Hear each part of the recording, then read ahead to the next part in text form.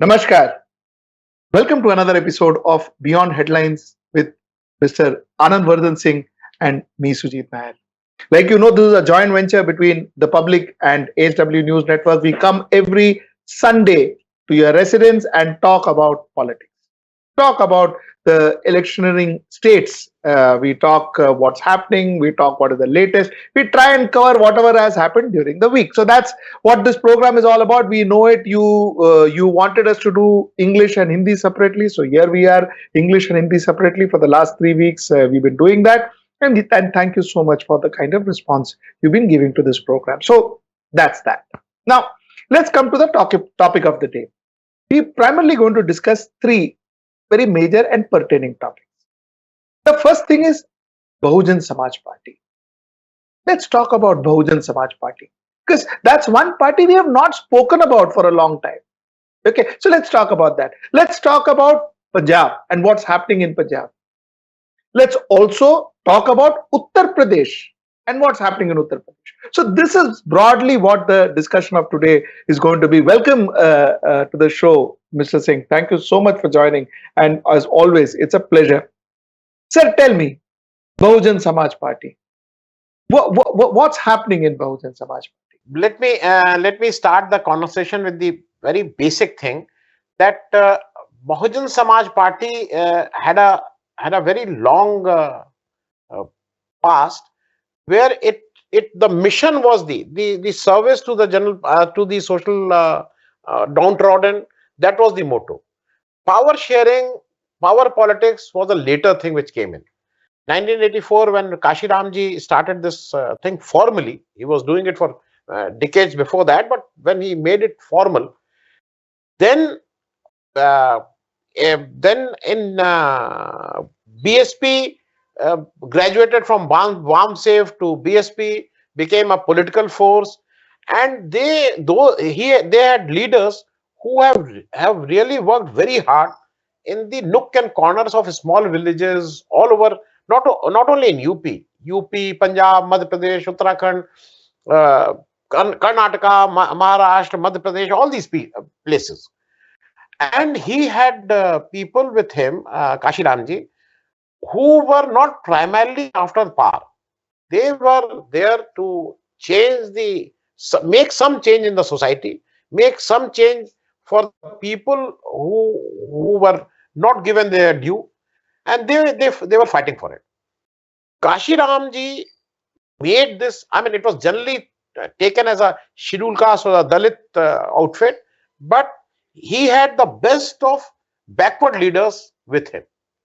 I'm just taking few names. Sonilal Patel worked with him.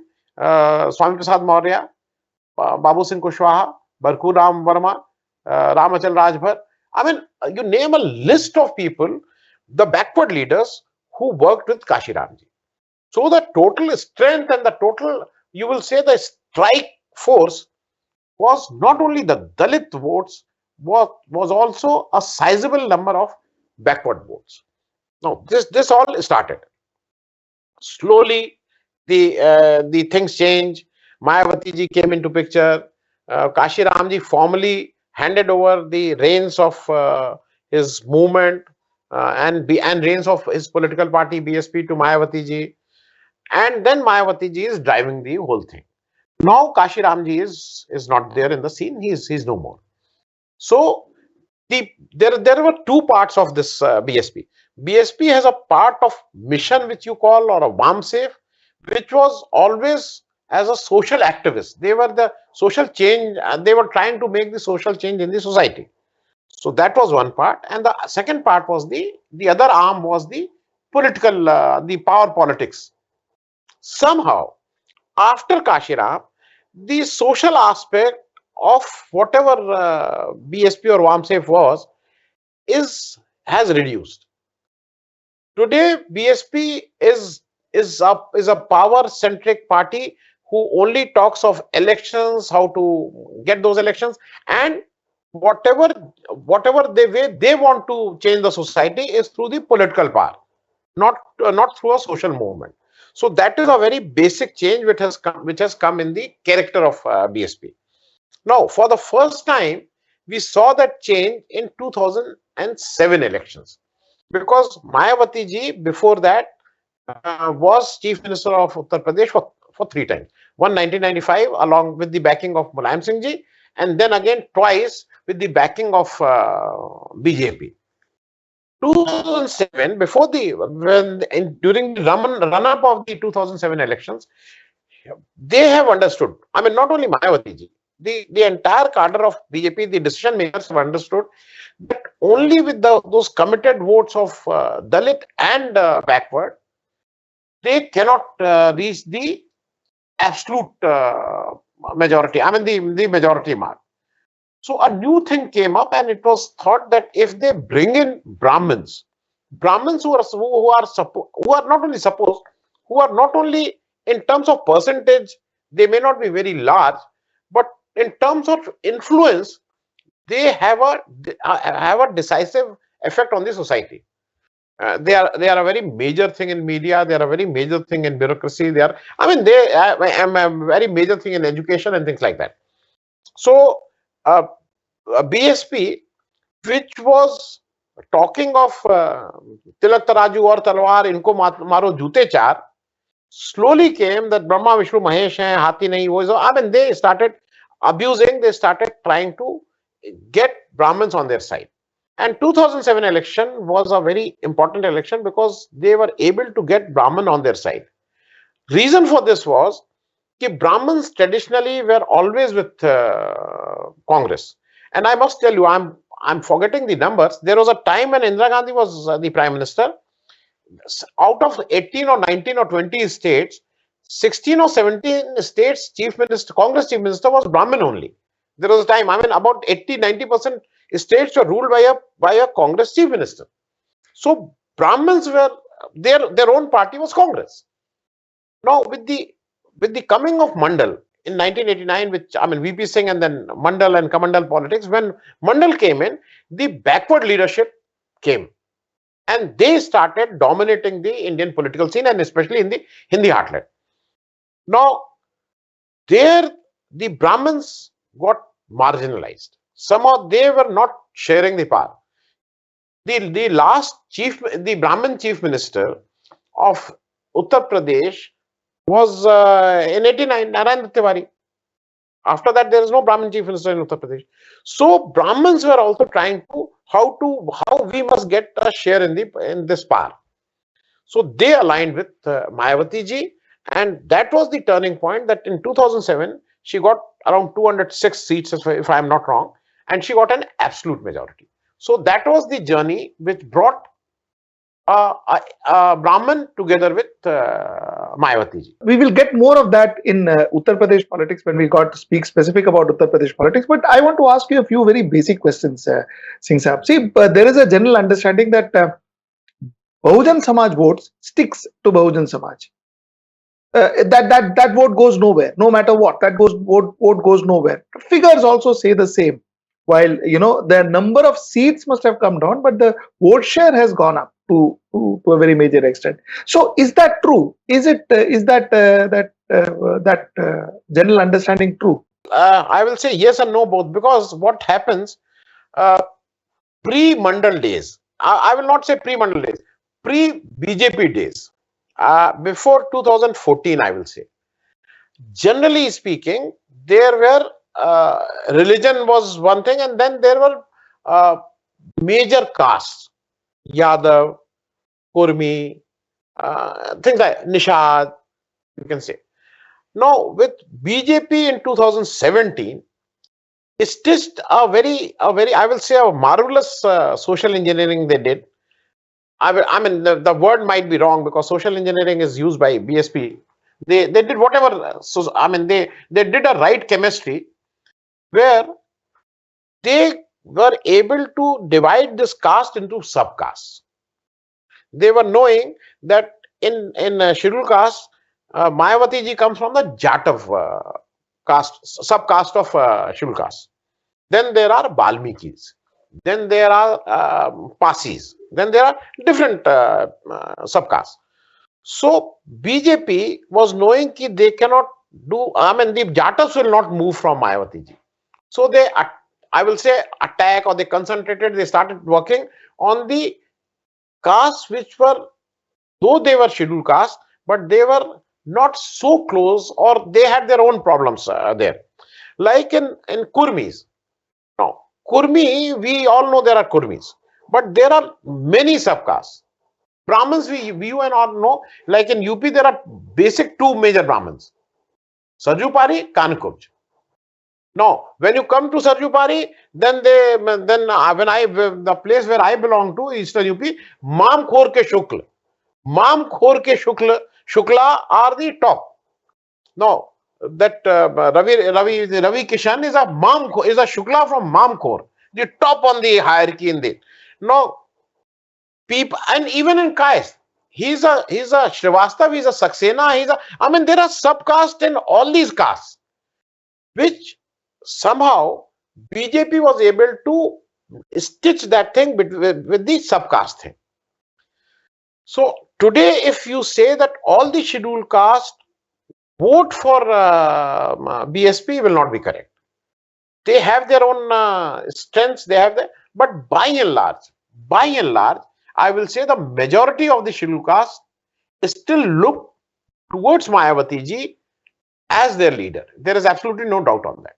Let's come back to this subject when we discuss Uttar Pradesh. Let's move to Punjab. Sidhu made a statement. He said, "Listen, you know what? The center or the high command will never put a aggressive or a efficient or a popular leader in as chief ministerial candidate." What is he talking about? Sidhu is still not reconciled to the fact that he was not made the chief minister, because all the agitation, all the networking, everything was done by Sidhu against Amrinder Singh. I'm not using the word conspiracy because people were not happy. I mean, the average MLA was not happy with the way Amrinder Singh was running his ministry. Uh, it was the Congress legislature party which called for a meeting, which was primarily engineered by Sidhu. And Sidhu was very definite that he is going to be the chief minister of Punjab. Somehow it never happened. Uh, I mean, about 2, 3, 4 days back, I saw a statement from some Mr. Jakkar or someone. They said so and so got 16 votes, so and so got 8 votes for becoming the chief minister race when after Amrinder Singh, and it was told that Channi, since he got only 2 votes, but he was made the chief minister. I think that might have been his strength, because everyone has a faction. Channi was without a faction, so it might have worked in a reverse way in favor of Channi. Now, Sidhu has not reconciled to that. I still feel when the elections are around the corner, you are going to vote on 20th. 18th, your campaign will stop. Today, another maybe 12, 13 days. For a party president, he's not a normal MLA or MP. For a party president, telling all these things, uh, certainly, I mean, it is not going to help Congress in no way. I mean, it is difficult, and Sidhu is there. It talks like that. Let us also talk about that case that was wrecked up. His 18-year-old, 20-year-old case wrecked up against him. 33-year-old. Sorry. 33-year-old case wrecked up against him. Channi's nephew getting arrested. I mean, is this kind of politics going to continue? Is this what it is? My worry is what is happening. BJP always comes out with this. BJP feels that I can threaten someone, people will be disturbed, people will, and at times they have succeeded in also. Because I'm taking a specific case. If you remember, there was an election commissioner by the name of Lavasa. Lavasa ji has given 11 notes, not going with the majority. I mean, there are 3 people, 2 election commissioners, one is called the chief election commissioner. He was not going with the majority, he has his dissent note, 11 dissent notes, and which were talking of the way Prime Minister, in few of the notes, it was said that the Prime Minister, how he has violated the Model Code of Conduct. What happened? A person sitting at the election of becoming the Election Commissioner of India, going to become the next Chief Election Commissioner of India was pressurized, I will say, because his wife, his sister, and his son, if I'm not wrong, got calls from income tax, ED, and things like that. And he had to leave. You tell me something, any bureaucrat who is sitting there, he will not like to become the Chief Election Commissioner of India of the largest democracy in the world. So he had to leave. So BJP always feel that if I am going to threaten someone, if I am going to send CBI, something like that, people will act the way I want it. But I feel there is a caliber. When you give a dose, there is a calibration of dose. Now you give 2 mm, you give 3 mm, you give 4 mm. Now if you overdose it, if you overdo it, people are not afraid. Today, P. Chidambaram, the way he was put in jail for about more than 100 days. What happened to that case? If there was some substance, why the trial was not done and he was not put behind the bar? What happened to Vadra case? Every 5-10 years, whenever the election comes, Robert Vadra case comes up. This is happening, this is happening. He's called for questioning and things like that. And then again, everything dies. So this was a very cheap, I am calling a cheap tactics of BJP. My bigger, larger threat is this, that tomorrow BJP will not be there. Maybe after 5 years, 10 years, 20 years. Now the next man coming is going to abuse the same, and he may abuse it further. So my worry is this, because this is not democracy. This is, you fight an election. If you had a case, postpone it for 20 days. Make that case, make this arrest. Because today I saw there a statement by someone in Akali Dal, which says that now it is the nephew of Channi, and now the next turn is of Channi himself. He is going to be arrested. I think that will be the best day. Congress must pray that Channi is arrested, because then Congress doesn't have to even converse. No conversing, nothing. Sit in home and you are going to win Punjab if Channi is arrested. This all talk about Akali Dal, kind of trying to align back, or Bharatiya Janata Party trying to woo Akali Dal back to their fold. Is there any truth in it? The talks are going on because because of two things. One, BJP got 3 seats last time. I don't think so they are going to get even 1 seat, but maybe. I mean, they are fighting at 63 places. People are telling they are preparing themselves for 2024 elections. Today, what is happening? Because of the Kisan Andolan, BJP, most of the BJP leaders are not allowed in any Punjab villages. They are not, their entry is banned, type of a thing. Now, as compared to BJP, Shiromani Akali Dal is a very well organized. I mean, their organization is good. They are spread in all the villages of Punjab. There is absolutely no doubt about it. As far as Shiromani Akali Dal is concerned, they have an excuse, I will say, that the reason for which they left the NDA is no more there, because the Kisan laws have been withdrawn. So there is no reason for them why to be out of NDA. But strategically, I don't think so that anything is going to happen pre-poll, because elections are already on 20th. Post-poll, yes, BJP certainly wants to have a formal arrangement with Akali Dal, because they are looking for 2024 elections. 2024 elections, BJP all alone in Punjab, no chance. BJP 2024 election with Akali Dal, yes, they will be at least able to fight that. So, like one always say that it is BJP needs Akali Dal more than Akali Dal needing BJP, because Akali Dal having BJP will only give them some kind of a national presence, maybe a ministerial berth in center. Except for that, Akali Dal benefits nothing. But my last question before we go back to Uttar Pradesh is, Singh Saab, what about Bhagwant Singh Mann? Nothing seems to have happened after his nomination or as a candidate. Right. There are things, because what is happening, Aam Aadmi Party, that is for certain that it is today, the fight is between Aam Aadmi Party and Congress Party. Now, someone who is first or second has all the right to feel that I am going to be the ruling party. There is absolutely nothing wrong in that. So, as far as Bhagwant Maan is concerned, yes, the way we had thought that it will come up and people will be opting for AAP, it has not happened.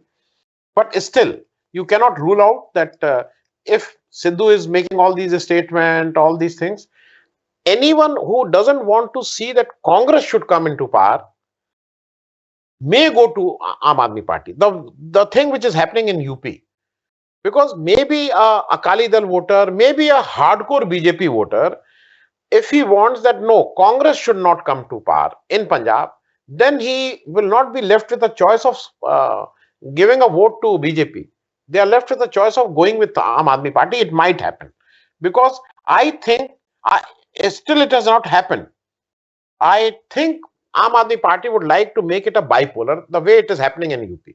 I'm going to play a quiz game with you, Singh Saab. Okay, I'm going to play a quiz game with you. I'm going to tell you, I'm going to read out a statement, and you have to guess who said the statement.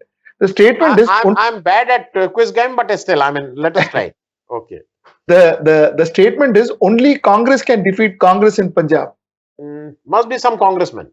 I'm sure, yeah, of course. But then who else? Yeah. Then I said only congressman. Only Congress can defeat Congress in Punjab. Singh Saab, this is said by Navjot Singh Sidhu. He himself said this, and ironically, he is the one who's causing this defeat to happen. So that's something that makes me wonder what's he thinking. So anyway, Singh Saab, going back to Uttar Pradesh, Bahujan Samaj Party coming in. What is that? What is the changes? Any changes in the Samikaran? Any changes in the way things are? No, I will say the only thing is that somehow for last 2 months, and especially I always call it the turning point was Swami Prasad Maurya leaving Bhajpa and joining Samajwadi Party was the turning point of 2022 elections, where it became absolutely clear that the fight is between two. It is going to be a bipolar, BJP and allies and Sapa and allies. BSP and Congress were neither here, were not naturally, they were not with any of these two parties, but somehow it looks like that BSP may not have a tactical understanding, but if they become, if BJP get strength, it is assumed that it will be at the cost of Samajwadi Party. Same way, if Congress, it looks like, is now tactically with the main opposition party, that is Samajwadi Party. I will just give you two very small examples of Congress, and then we'll come back to BSP. First of all, Congress withdrew its candidate against Akhilesh Yadav and Shivpal Singh Yadav. And I was also, in one of my shows, I was of the opinion that they should have withdrawn because as a courtesy. Because the same thing was done when Mulayam Singh Yadav was there. Then he has withdrawn his candidates against Sonia Gandhi and Rahul Gandhi. So it was a nice gesture on their part.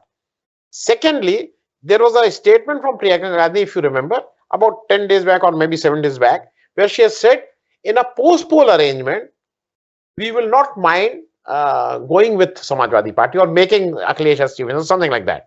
So that is more or less clear that I will say the goodwill of Congress is with this dispensation. And on the hard reality also, Congress can never go with BJP. BSP is trying to get its own ground. Somehow it looks like that the way Mayawati ji is attacking Samajwadi Party and Congress, it looks like by default, she's aligning herself with BJP. Correct. So tell me, if that's the case, let's understand this alignment business in Uttar Pradesh. See, somewhere down the line, everybody seems to be knowing it, but nobody seems to be talking about it. Isn't it that Samajwadi Party, of course, RLD, Congress, they are in one group, and possibly some of them already have relationships going on, and somebody has tacit relationships going on. And in the other hand, Bahujan Samajwadi Party and Bharatiya Janata Party, they too are in some kind of a tacit understanding. Isn't that a fact, Singh sir? Uh, I mean, what is happening loosely, generally, we call it an understanding. I will not say understanding. It is happening because Mayawati ji ka the first and foremost thing, how BSP wins. Now, if BSP is winning at even at the cost of suppose Akhilesh losing, why she should not work for BSP to win? I mean, it's a very basic question. So the thing is, if Mayawati ji has to win or BSP has to win, some chunk of votes from Muslim voters has to come. I mean, basically, the problem is that Muslim voters. So it is generally felt that BSP is fielding more of Muslim candidates. And today also, even out of those 10 MPs, sitting MPs, 5 are Muslims as far as the BSP is concerned.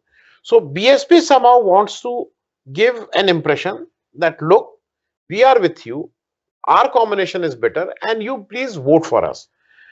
But that is to be seen on ground.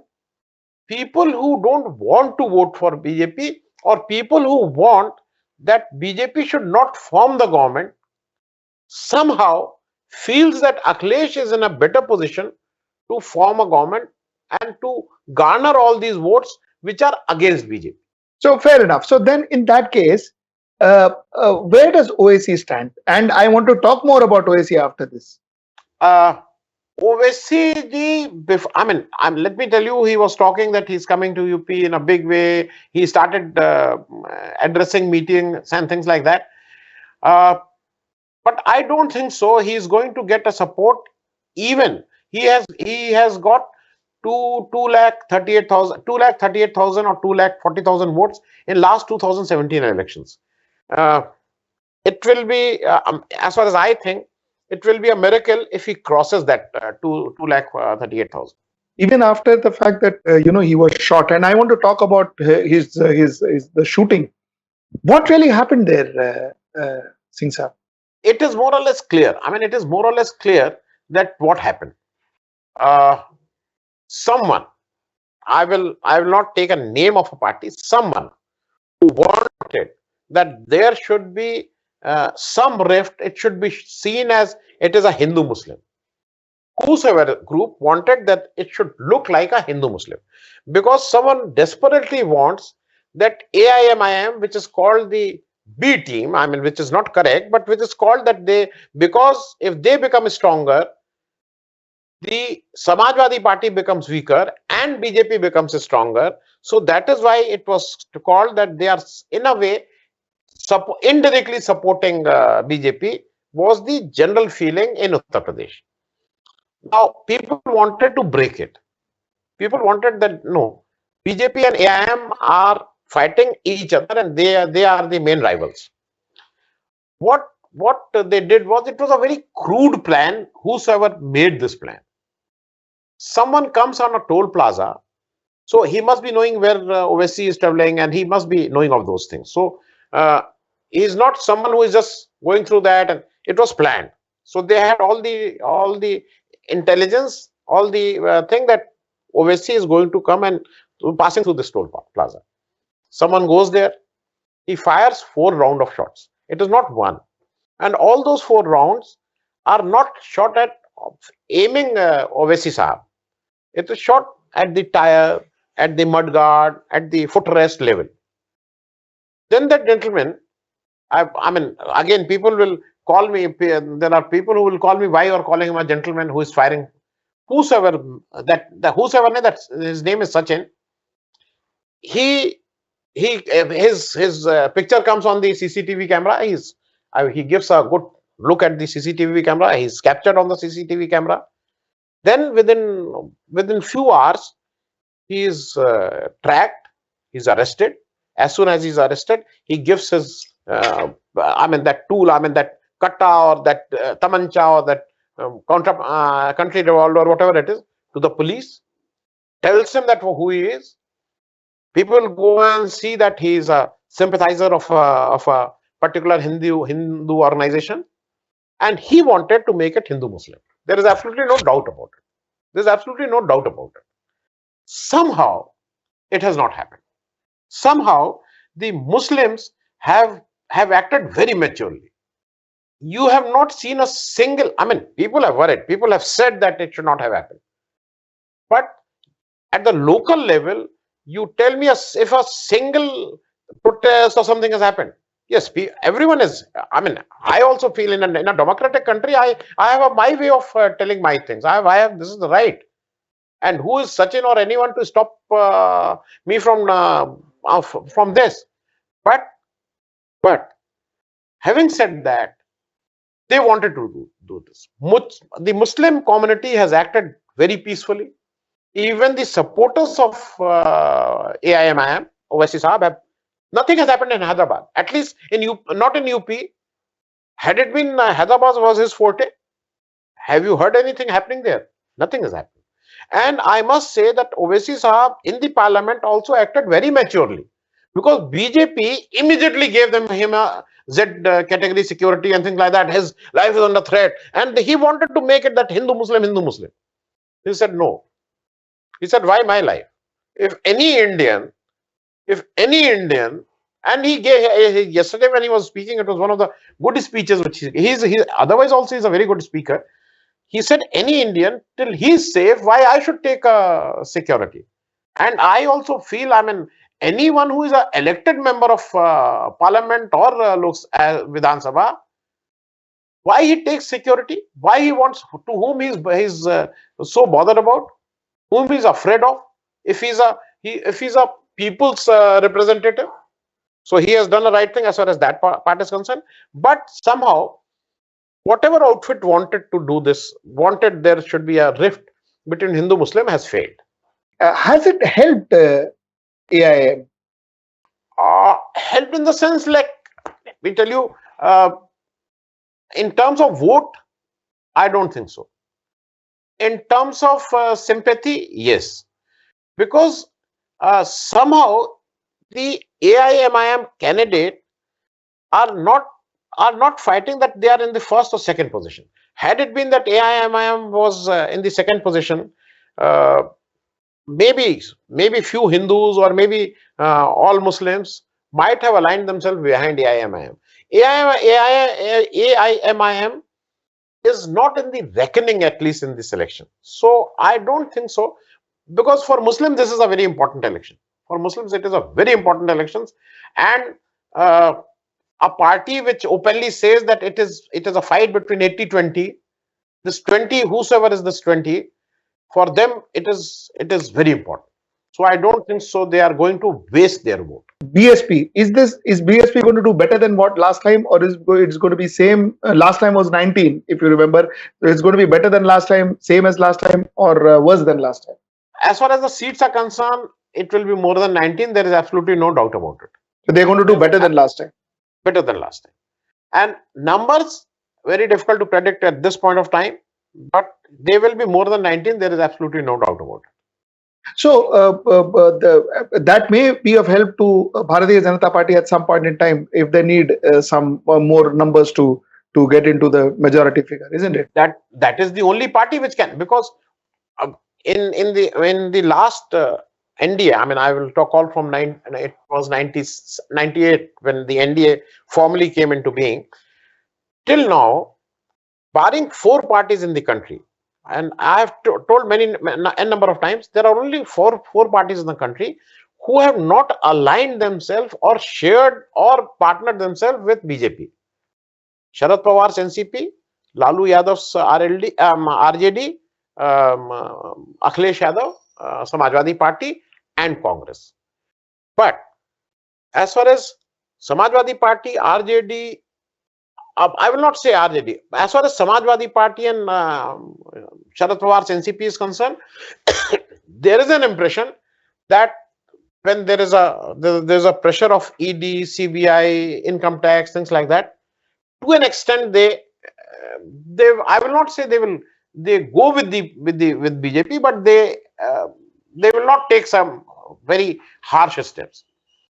But it is only Congress, I must say, it is only Congress and Rahul Gandhi. Till now, I have not seen any action of Rahul Gandhi which can be said that he's afraid of BJP, or he's afraid of CBI, or he's afraid of because that way it is ruled out that SAPA or BJP or Congress can go with BJP. That leaves with Mayawati ji, or the way Amit Shah is talking of RLD. Now, Jayant Chaudhary, so Amit Shah is trying to make his position weak there and trying to split the votes. Amit Shah, not once, at least 20, 30, 100 times, he is telling that come what may, I am not going to play with BJP or to align myself with BJP post, pre-poll, post-poll at any point of time. So it leaves only with Mayawati ji, who has never said that post-poll she is not going with BJP. She has not said anything. So her options are open. What my final question as usual, what is it looking in Uttar Pradesh at the moment? Like at the moment, there is absolutely no doubt in the first phase, which is 58 seats plus 55 seats. In the second phase, 113 seats. It is not 50-50. Akhilesh Yadav and his Samajwadi Gadbandhan or are more than 50%. There is absolutely no doubt about it. Now, rest of the seats, how much is BSP, how much is BJP is anyone's guess. It is very difficult to say at this point of time. But Akhilesh Yadav on his own is more than 50%. There is absolutely no doubt about it. Rest of the seats, how much is BJP? How many seats BSP? Please remember, Western UP is also a BSP forte. Mayawati ji comes from that area only. Her Jatav community is primarily in that area only. So that is her forte. So how many seats to BSP? How many seats to BJP? How many seats to Congress? Because Pradeep Mathur, one of the Congress old hand who was there. I mean, there are few more people who are fighting there. So, but more than 50% seats in the first two to Gadbandhan, Akhilesh Yadav and RLD. So that's how it looks currently. Great, Mr. Singh. Thank you so much. Thank you so much as always. It's such a pleasure talking to you. And we will keep on doing this till the end of the elections, and we will keep on upgrading our viewers on what is happening. Next time we'll talk on Manipur and Goa Okay. a little more in detail. Thank you so much for your time. Thank you. Thank you.